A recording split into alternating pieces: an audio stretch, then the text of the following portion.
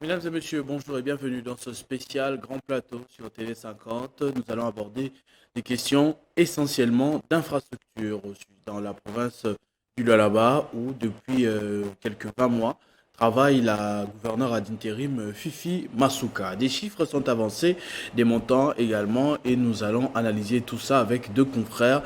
À ma droite, Henri Levôtre Kalala, bonjour. Bonjour Christopher. Et à ma gauche, Ben Akili, bonjour également. Bonjour Christopher. Alors, il y a, je vois sur la table avec vous quelques documents que l'on va analyser au fur et à mesure de l'émission. J'aimerais un peu savoir si vous aussi, comme on le constate dans les médias, vous voyez les travaux, on va dire des travaux d'Hercule organisés par Madame Fifi Masuka en ce moment dans la province du Lualaba. Merci beaucoup Christopher. Je dois d'abord rappeler ici que Madame Masuka n'a pas son mandat. Le mandat existe le même, c'est lui qui avait porté Richard Muyej-Manguesmans à la tête de cette province comme étant gouverneur et son vice, Madame Masuka. Donc aux amis qui disent que depuis l'avènement de Madame Masuka comme étant gouverneur intérimaire, et la province est en train de se transformer. Tout de suite, loin de moi ces idées-là de dire non ou rester en bloc, c'est que la vice-gouverneure fait. Mais je m'insurge contre cette manière-là de chercher à pouvoir donner des leçons de gestion à des tierces, aux gens.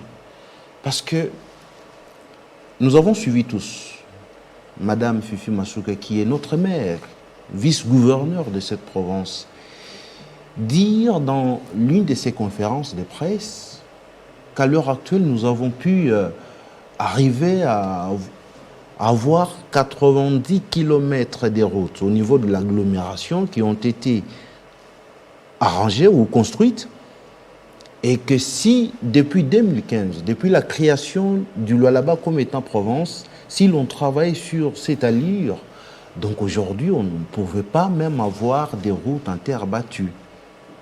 Mais je me pose une question.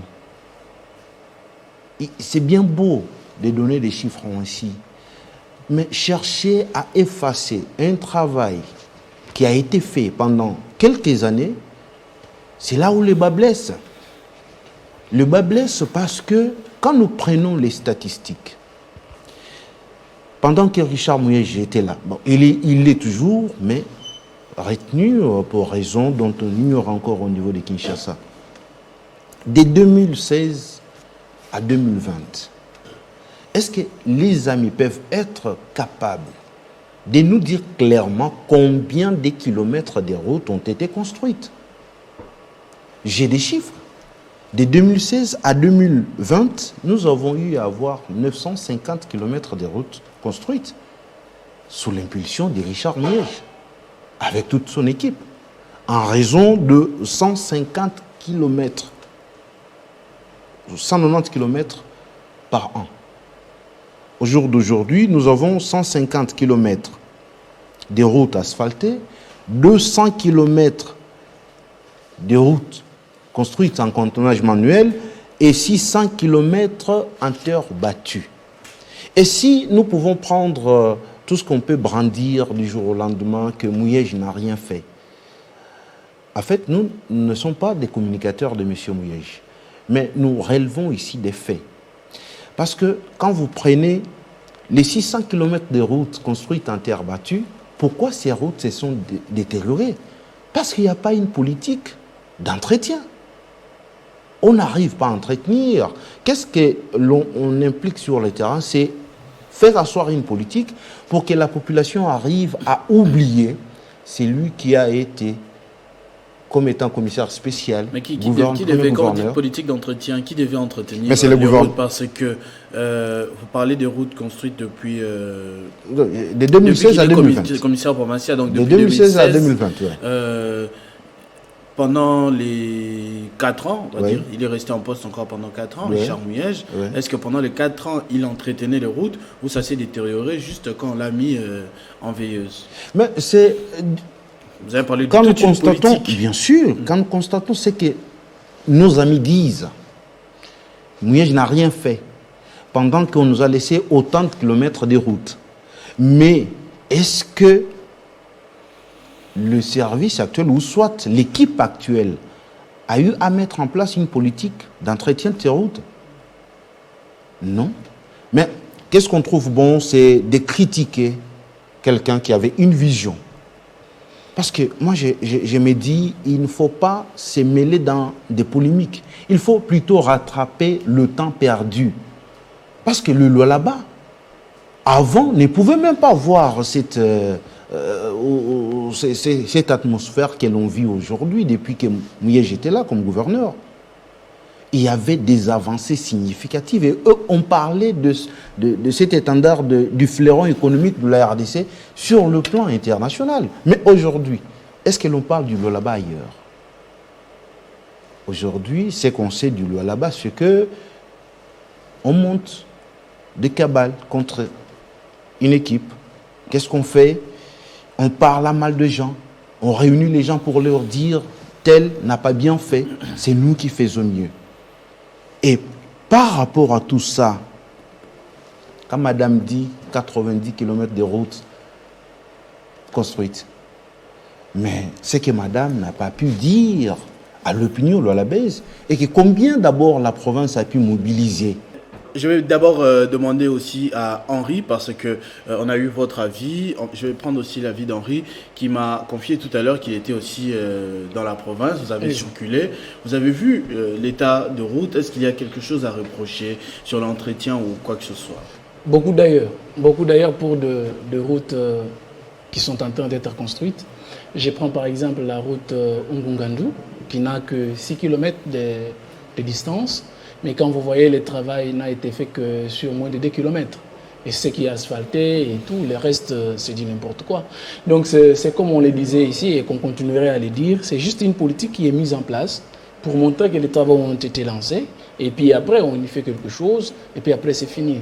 Allez-y voir les travaux qui ont été ici chantés, les ponts de l'Artenance, les ponts Fachi Béton, sur la même route Mungandu. Les travaux sont en train d'être refaits aujourd'hui. Et donc, le travail sur au Lualaba en gros, c'est quelque chose qui a été lancé. Et puis après, de la très très mauvaise manière. Et puis on va construire. Les travaux sont en train d'être refaits, c'est-à-dire. Oui. Est-ce que ce n'est pas l'entretien justement que c'est pas de l'entretien. C'est pas de l'entretien. Je vous donne par exemple le cas du projet de poteau qui a été lancé. Des millions d'argent ont été dépensés pour ce projet-là. C'était en PVC. Aujourd'hui, on est en train, je ne sais pas d'où sortira encore cet argent, parce que chaque dépense qu'une autorité est en train de faire, ce sont des dépenses budgétisées. Aujourd'hui, quand on va vouloir remplacer ces poteaux en PVC, parce que ce n'était pas de bonne qualité, je vous rappelle que les prix par le poteau, c'était 5 000 $ américains. Et aujourd'hui, quand on va remplacer les poteaux, là, par les poteaux, je ne sais pas où on tire encore de l'argent. Donc, le travail, depuis un bout de temps, depuis les 20 mois de l'absence du gouverneur Mouyej Manguez-Mons, c'est quelque chose de tâton. On est en train de tâtonner, en fait, pour faire quelque chose. Les routes dont on parle, si j'ai suivi même sur un mensonge grossier sur ces plateaux, on a parlé de plus de 1000 km construits en terre battue pour aller à l'intérieur de la province. Mais je me demande, c'est quelle direction que l'on prend? Parce que quand vous prenez la direction quittant Kanzenzé vers Kassaji, la deuxième ville de la province du Lualaba, c'est moins de 200 km. Quand vous partez de là, 250 km. Quand vous partez de là vers Diloro, c'est exactement pratiquement la même distance. On est en moins de 500 km pour arriver là-bas. Je me demande, des 1000 km dont on parle, c'est pour aller en Angola ou quoi? Donc j'ai eu l'impression d'écouter des gens sur ce plateau qui ne connaissent même pas les limites de la province du Lualaba en cette matière-là. Et donc, quand vous regardez le travail qui est fait aujourd'hui sur place dans la province du Lualaba, c'est vraiment du folklore cosmétique. Donc, on présente des choses et au fond, ce n'est pas ce qui est fait. J'ai l'impression dans votre discours que vous voulez qu'on puisse attribuer tous les travaux effectués dans la province du Lualaba à l'époque Mouyej Masuka. Alors que, bon, là, avant de parler de Mouyej Masuka, aujourd'hui c'est Masuka tout court. Alors, est-ce que c'est possible de planifier l'avenir d'une province, à l'occurrence, plus de 5 ans plus tard? parce que ça fait 2 ans bientôt qu'il a été mis hors circuit. Le travail est quand même en train d'être fait. On voit d'autres bâtiments pousser, on voit d'autres bâtiments par des chantiers qui étaient stoppés être en train d'être finis, par exemple. Est-ce qu'on doit toujours continuer à remettre ça dans les actifs de Richard Mouyej alors qu'il ne travaille plus? Ça fait bientôt 2 ans. Je ne comprends pas pourquoi on ne le ferait pas, parce que même la loi nous demande d'être dans cette politique de continuité. Fifi Masuka Sayuni n'a pas un mandat. Le mandat s'appelle Richard Mouyej Manguesmo. C'est lui qui a été élu sur un programme. Et il est émanation de l'Assemblée provinciale du Lualaba. Et aujourd'hui, aucun texte dans ce pays ne met Richard Mouyej Manguesmo de côté. Moi, personnellement, comme nous ne sommes pas des communicateurs des gouverneurs Richard Mouyej Manguesmo. Mais nous voulons rétablir la vérité en tant que journalistes. C'est cela notre travail. Et nous avons mené des enquêtes pour démontrer aux gens qu'il ne suffit pas tout simplement de noircir quelqu'un sur un fait parce que c'est un combat politique. Mais il faudrait reconnaître, parce que la science même le reconnaît, M. Christopher. Donc, je l'avais dit ici une fois, ce n'est pas parce qu'un morceau d'arbre est dans l'eau pendant longtemps que ça fait de ces morceaux de bois un poisson. Aussi longtemps que le gouverneur Richard Mouyej Manguesmo est empêché ici à Kinshasa avec sa qualité de gouverneur, il est toujours gouverneur de cette province-là. On ne devient pas gouverneur de province parce que votre chef a été empêché. C'est là la notion que nous voudrions que les gens comprennent. Si nous sommes journalistes et que nous sommes scientifiques, nous devons mettre cette leçon dans la tête des gens qui nous suivent. Parce que, attention aussi, Christopher, les gens qui passent sur vos antennes, on les écoute. Les plus intelligents que nous écoutent. Alors, quand ils écoutent parfois les choses comme ça sonne creux aux oreilles.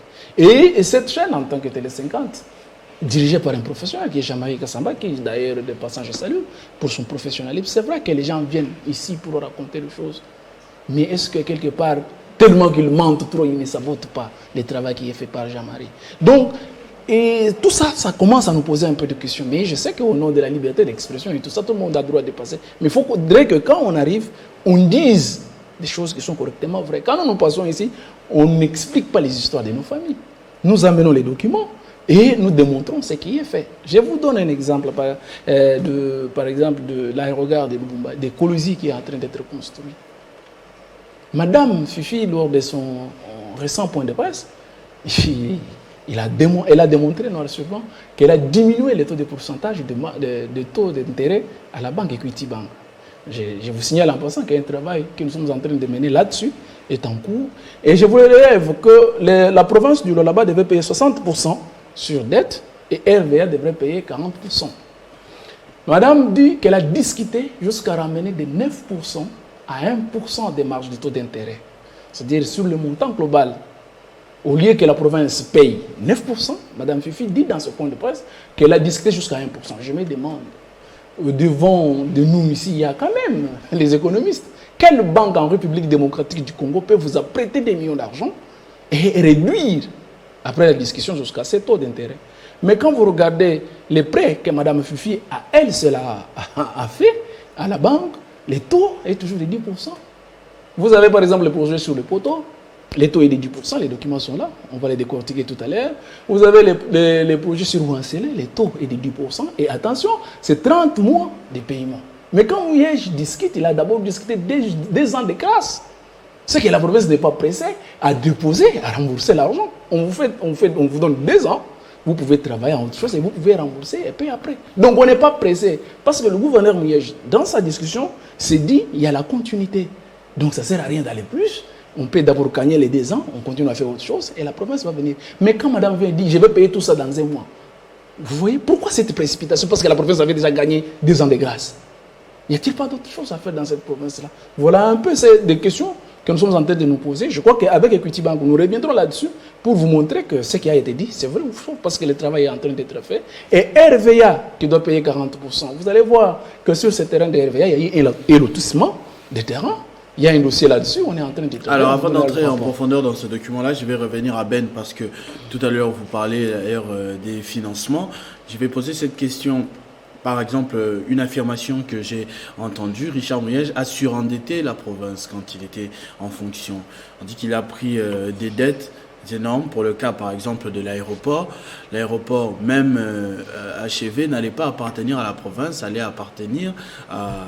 Ce serait un peu en gage par les personnes qui ont financé les constructions, mais grâce à Fifi Masuka aujourd'hui, on a pu payer, apurer toute la dette, et c'est Félix Tshisekedi qui viendra inaugurer un aéroport qui appartient bel et bien aux Congolais, et pas une dette.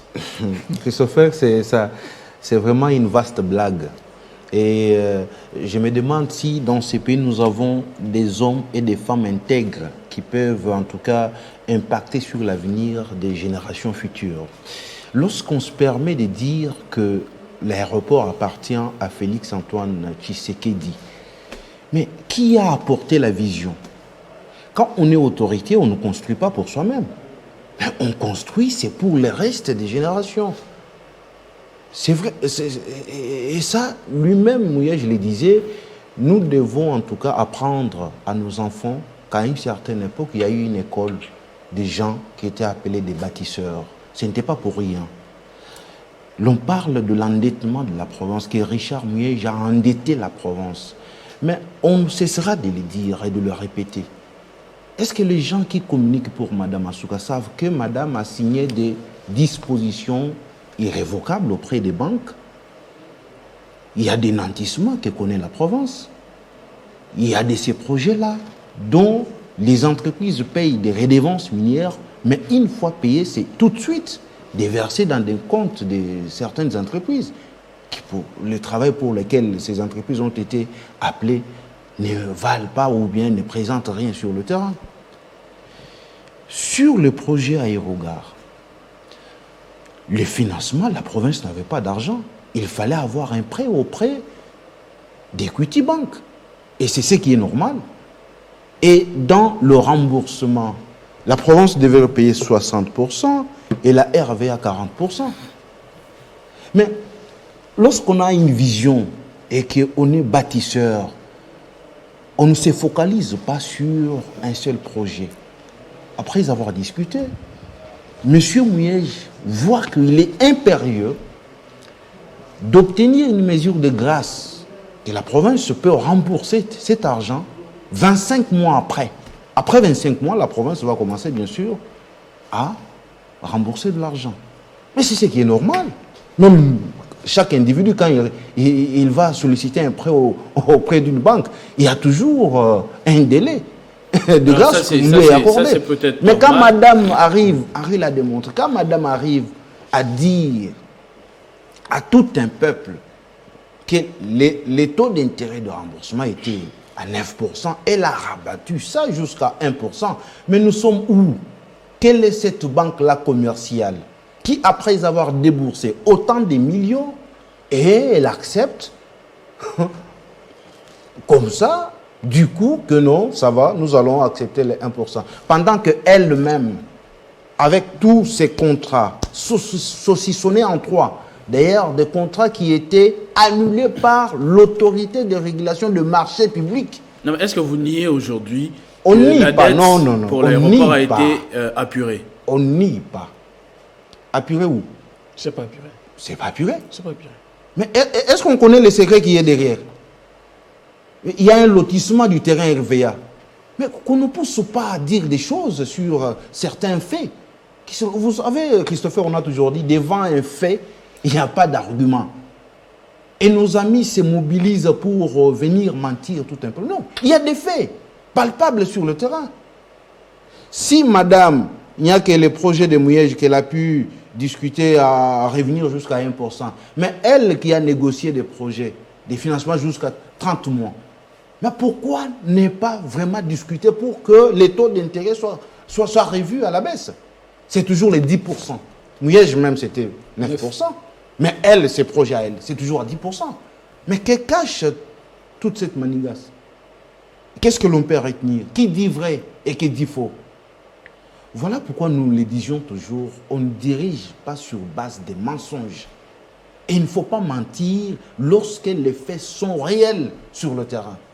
Aujourd'hui, l'on veut faire porter les chapeaux à Richard Moïse, c'est bien lui qui a détruit la province, c'est bien lui. Mais on doit quand même se rappeler. J'ai comme l'impression que nous oublions si vite. l'avènement des commissaires spéciaux en 2015, la province avait quoi comme bâtisse, comme infrastructure? Ce n'est pas le monsieur ici c'est dont le luxe de critiquer à la longueur des journées qui a pu mettre en place une vision. Il avait une vision et un bilan à défendre au Lualaba. Et vous savez que si aujourd'hui vous êtes pratiquement les seules personnes que je rencontre, parce que nous sommes à la télévision, nous recevons beaucoup de gens, beaucoup de témoignages, beaucoup de reportages. Vous êtes pratiquement les seuls, alors les dernières personnes qui aujourd'hui remettaient en cause le travail de Madame Fifi Masuka, applaudie par toutes les délégations venues de Kinshasa, ou parfois même de l'extérieur, en interne. On suit quand même. J'ai vu un ambassadeur indien, lui là, qu'est-ce qu'il a à faire là-bas? Parce que depuis que la province a été créée, est-ce qu'il y a un consulat de l'Inde au niveau du Lualaba? Mais écoutez, Christopher, vous savez, la vérité, le mensonge vient avec l'ascenseur, mais la vérité arrive par escalier. Mais tôt ou tard, la vérité va nous rattraper. Mais il faut aussi vous poser des questions. Pourquoi quand nous passons, il y a de la précipitation? Parce que nous amenons des documents, ce sont des différents contrats. Et même les communicants de Madame Masuka ne peuvent même pas avoir accès à tout ça. On ne peut pas leur donner. Vous avez accès à ça comment? Pourquoi nous nous appelons journalistes d'investigation? Et pourquoi eux, ils ne peuvent pas? Mais eux sont qui? C'est un journaliste d'investigation. Non, journalistes communicants Ils ne sont pas journalistes pour commencer. D'abord, pour commencer, ils ne sont pas journalistes. Sans dénigrer. Alors, parlez-nous de ces documents. Parce que vous m'avez parlé des dossiers poteaux tout à l'heure. Si on pourrait déjà aborder ce sujet-là, qu'est-ce que vous avez découvert justement dans ces documents? Bon, Christopher, je voudrais un peu aller vite. J'avais annoncé quelque chose aussi que peut-être je n'ai pas pu terminer parce qu'on est en train de changer. Reprenons un peu la situation de Wansela. J'ai parlé de ce contrat signé par Mme Masuka. Je vais vous montrer quelque chose qui fait mal. Je ne sais pas si les amis qui travaillent avec Mme Fi ont le temps de lire. Ils peuvent aller les contrats là sur Wansela. C'est une route qu'on est en train de construire là-bas ou là-bas. Madame a fait un prêt. Qui ne peuvent même pas voir. Et c'est Invest Congo qui est en train de construire. Je leur demande d'aller demander ce contrat à Mme Fifi parce qu'ils peuvent être mis à la disposition. On peut leur donner ces documents. Qu'ils aillent à la page 4.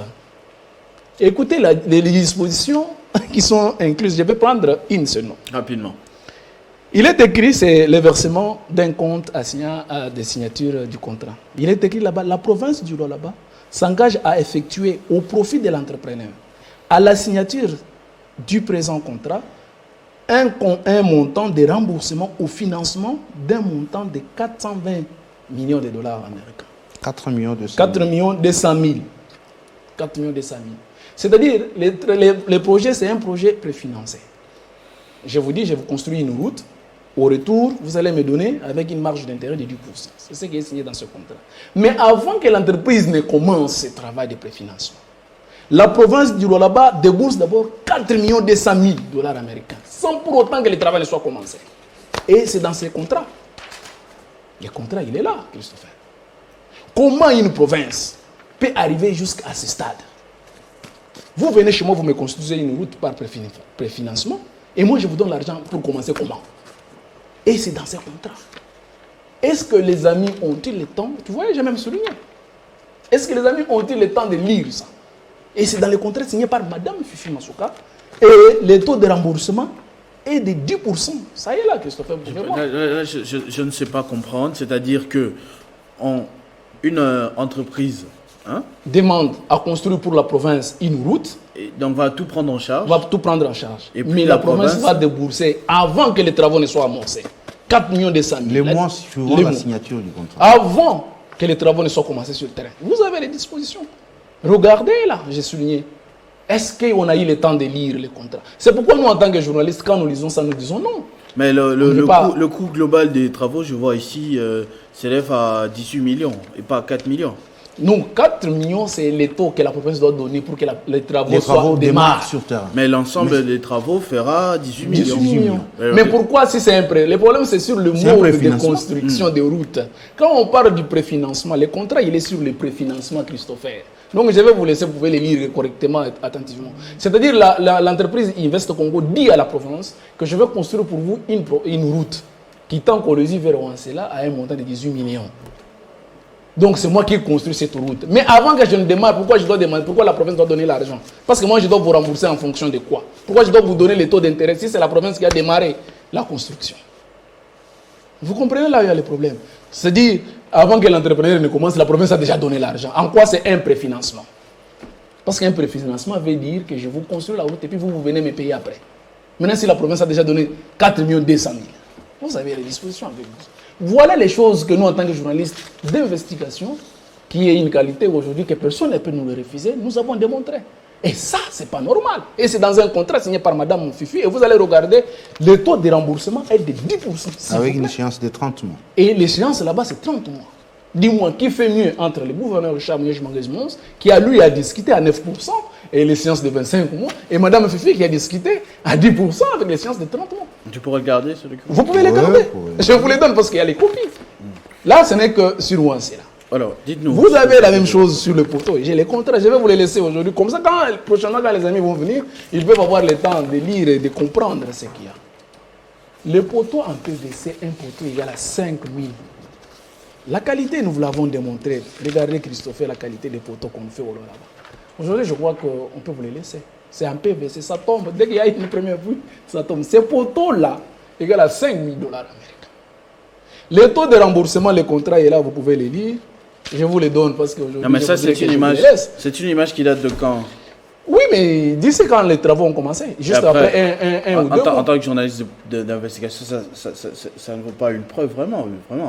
Mais parce que je voudrais dire aussi une chose. Je viens du là-bas. L'autre problème, c'est que les amis viennent avec...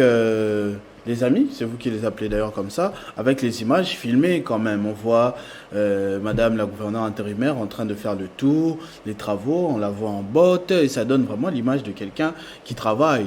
Mais vous venez avec seulement des mots et des documents. Christopher, on travaille sur base de quoi? C'est sur une base de projet, d'un document signé. C'est les documents-là qu'on vous montre. Que le travail qu'on est en train de vous faire voir sur le terrain, ce n'est pas exactement ça. Être en botte, ça ne signifie pas que les montants que je vous donne là n'ont pas été déboursés. Les montants ont été déboursés. Vous avez les documents, signés dignement par Madame Fifi. Le contrat est là, c'est ça qu'on est en train d'exécuter. Ce que vous voyez sur le terrain, c'est ça. Les poteaux dont je vous montre la qualité là, ce sont les poteaux qui sont mis sur le terrain. Et c'est ça qui fait mal aujourd'hui. On se dit, l'argent de la province est en train d'être... J'ai sur moi ici, Christopher, quand on vous dit que les amis vous disent les choses, et nous, on est allé à la direction générale des recettes du là-bas, des roues. Vous savez combien la province a perçu pour l'année écoulée? La province du là-bas, pour ne pas parler de cette année en cours, la province du là-bas, à travers ce service de roues, c'est 257 millions qui ont été perçus pour l'année passée, Christopher. Et quand madame dit que les 90 km ont été faits, j'accepte ces 90 km. 90 km, c'est combien par kilomètre? Si c'est une route bien construite, c'est 1 million de dollars américains par kilomètre. Et si l'on discute bien, on peut arriver à 800 000 $ américains. Mais si c'est les 1 million fois 90 km, ça vous donne combien? Et la province a encaissé 257 millions là. Où serait partie toute autre somme d'argent? C'est ça, Christopher, qui fait que le tableau est là. Christopher, nous quand on parle, ça c'est des roues. Nous avons mené nos enquêtes. Et vous pouvez aussi poser des questions à la direction générale des recettes au niveau de la province du là-bas. Là, c'est juste l'année passée. Et quand on parle de 90 km, où serait parti le reste d'argent? Quand vous avez 1 million fois 90, ça vous fait 90 000 $ américains, 9 millions. Mais on a produit 277 millions de dollars américains. Le reste de l'argent, c'est parti parce que la recette de dérouler est là. Pardon, je peux vous laisser encore Christopher. Comme ça, quand les amis viendront, ils peuvent lire. C'est ça la différence entre nous et ces gens-là. On ne se défend pas ou on ne vient pas ici pour dire que ce qui est fait, on est contre quelqu'un. Nous avons les chiffres. Et quand vous avancez les chiffres, nous, en tant que journalistes, on pose des questions. Oui, c'est vrai, 90 km, d'accord. Mais vous avez produit combien? Et où c'est réparti d'autres sommes d'argent? C'est comme ça que les journalistes doivent être. Ce n'est pas une cassette, on vous communique les choses et vous venez vous jouer. Non, on se pose des questions là-dessus, Christopher. Voilà comment nous on travaille. Ben. Et cette année, déjà le premier semestre, nous sommes à 193 millions de dollars américains. Les prévisions, ou soit la province de janvier à juin. Et les objectifs, que cette année, il faut que l'on arrive à 300 millions de dollars. Mais qu'est-ce que l'on fait de cet argent? C'est la question principale que l'on doit se poser. Même lorsqu'on est devant... Non, mais Christopher... Ça vous plaît pas? Christopher... Non, mais nous, on l'a toujours dit. Nous ne sommes pas contre Mme Massouka. Nous nous attaquons aux mensonges. Nous nous attaquons à certains faits qui font à ce que l'on mette Niège de côté, on les dissocie du là-bas, mais c'est ce qui est faux et archi faux. Et ça ne passera pas. Ça ne passera pas, Christopher. Vous allez comprendre que quand les amis viennent, nous avons quelqu'un qui a déclaré des choses ici que les 1000 km Henri l'a relevé, mais quitter Kinshasa jusqu'au Bas-Congo, je crois que c'est 450 km. C'est la même distance Kolwezi-Lubumbashi, Kolwezi-Dilolo. Moins de 500 km. Mais on vous parle de 1000 km. On ne sait pas cela provient d'où. Aujourd'hui, il y a des choses qui se font sur le terrain. L'on dit que madame a mobilisé des recettes. Et on parlait même, c'était en tout cas triplé ou quadruplé même. Mais lorsque nous faisons des enquêtes, nous nous rendons compte qu'il n'y a que les doubles de ce qu'on a pu réaliser. Il n'y a que les doubles. Mais comment peut-on parler de toutes ces recettes qu'on nous vante à longueur de journée, que madame, en tout cas c'est elle qui connaît mieux faire le travail sur terrain? Nous, on ne doit pas chercher à avoir de chapelet de bonnes intentions pour arriver à dénigrer quelqu'un qui continue à faire son temps, parce que ce n'est pas quand même une porte d'à côté, Richard Miège. Et arrêtons avec les mensonges. Je voulais un peu répondre si vite à quelqu'un qui a pu relever des choses ici, qui laissent à désirer. Lorsqu'on incrimine les services de sécurité dans l'affaire Kanyamaka Sessi au niveau du Kolwezi, mais ce sont des affirmations plus graves. On accuse même le commandant ville, ou soit le numéro 1 de la police au niveau de Kolwezi, au niveau de Lualaba, il a détourné l'argent destiné, bien sûr, à la nourriture de gens qui étaient arrêtés. Et on parle quand même de petites sommes. Parce qu'on a vu... Non, mais vous avez posé des questions ici. Le monsieur vous a dit, la police a relâché des gens moyennant 600 000 francs à chacun. Les badauds. Les badauds. Où est-ce qu'ils ont trouvé cet argent? Il a répondu, si vous avez suivi l'émission, il dit que vu que ce sont des badauds, ils volent. C'est n'importe quoi, c'est n'importe quoi. Ils ont de l'argent aussi. 2500 $ qui a été détourné par l'un des officiers et policiers. Mais ce qui est faux, parce que l'argent a été remis entre les mains du S3. Ce n'était pas au numéro 1 du bureau D. Voilà, je me demande, lorsque on vient pour communiquer, il faut avoir le temps pour faire des recherches. Parce qu'il ne suffit pas de mieux parler français pour plaire à celui qui vous a peut-être parce que vous avez reçu 5 000 ou 4 000 $ pour venir défendre la personne. Mais il faut en tout cas vous baser également sur des faits réels. Parce que ici, quand vous faites des affirmations, et moi je me demande, l'inspection générale de la police doit se saisir de ces affirmations pour que les messieurs prouvent vraiment que, en tout cas, les officiers policiers ont eu à détourner de l'argent destiné pour les manger des gens qui étaient arrêtés. Parce que quand l'autorité dit 3 personnes sont mortes, dont 2 qui s'étaient battues. Mais son communiqué vient, il dit 3 personnes mortes, bien sûr, mais dont 2 qui sont morts suite, bien sûr, à la faim. Non, il dit, il y en a, ils se sont battus, mais on a d'autres aussi... Donc, finalement, il y a plus de morts. Non. Il y a plus de morts Les maintenant. 2 se sont battus, mais ont succombé parce que déjà... On ne leur pas donné la manger par la manger. Et le troisième... Donc la province a arrêté les gens qu'on n'a pas nourris. Hein? La province arrête les gens qu'on n'a pas On leur nourris. donne pas à manger. L'élément déclencheur, parce qu'on ne voulait pas en parler. Parce que si on en parle, ça va faire mal. Mais ça va, parce qu'on est en train de me faire signe quand même qu'on est en train de chuter. Le temps est passé vite. C'est les documents, la montagne des documents m'a quand même trompé. Si vous pouvez placer un dernier mot chacun pour qu'on puisse conclure.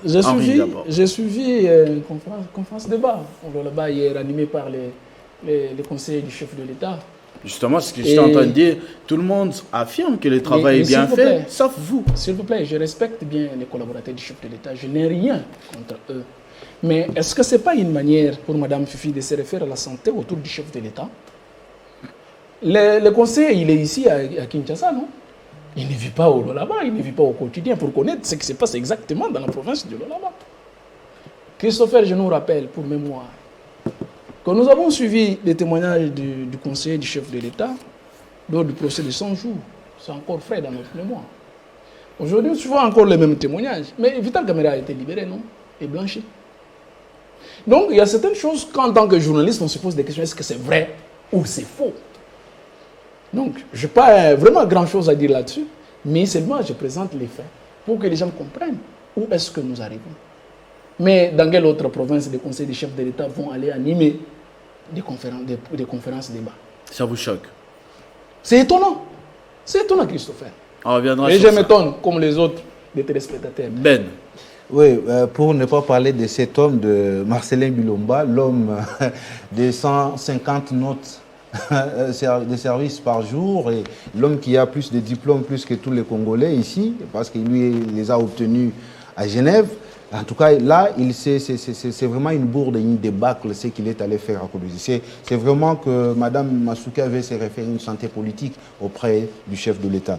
Et j'ai été choqué de voir que le gouvernement dépêche sur place à Kolwezi les vice-ministres de l'Intérieur pour aller s'enquérir de la situation par rapport au bévues que l'on a enregistré juste après l'opération Kanyamaka CC. Mais c'est une autorité nationale, mais il s'est dérouté de sa mission.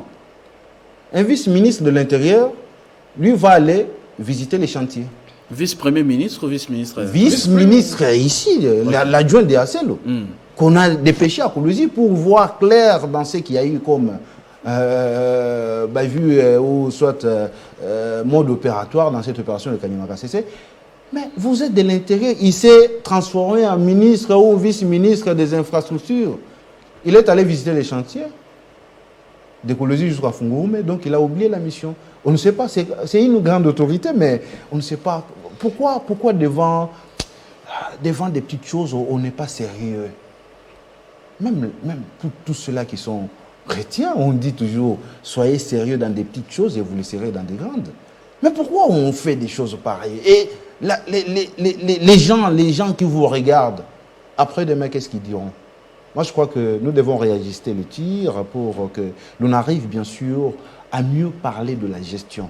Il ne faut pas chercher à jeter de l'opprobre sur la personne qui a mieux fait pour que vous puissiez vous taper la poitrine que c'est moi qui fais mieux. Parce que l'on a toujours dit, lorsque le mensonge arrive, mais la vérité finit toujours par nous rattraper. Ascenseur escalier. Merci beaucoup, Ben. Oui, Henri. Dernier 30 secondes. Je l'ai toujours dit et je vais finir toujours par ça, pour dire que l'électorat du chef de l'État dans la province du Lolaba est mis en péril. Vous avez vu la manifestation des Kassaj hier pour soutenir le chef de l'État, pas plus de 30 personnes du parti politique des FIDEC. J'ai encore les photos avec moi et les images, je vais vous les laisser en partant. Ils ont fait une manifestation pour soutenir le chef d'État, pas plus de 70, plus de 30 personnes. Merci Henri, on va donc, voir ça. L'électorat du chef de l'État est mis en péril comme ça. C'est pour ça que nous on se dit, non, si le Félix Tshisekedi a besoin d'un second mandat, les choses doivent être tirées au clair au là-bas. Merci beaucoup Henri, merci beaucoup Ben pour toutes ces informations et cette tonne de documents. On va essayer de les réanalyser après avec vous aussi. Merci également à vous d'avoir suivi cette émission. Vous êtes nombreux actuellement au là-bas, à Kolwezi, un peu partout en train de nous suivre. Merci beaucoup de rester fidèles au programme de Télé 50. Vivez heureux, vivez 100 ans, mesdames et messieurs.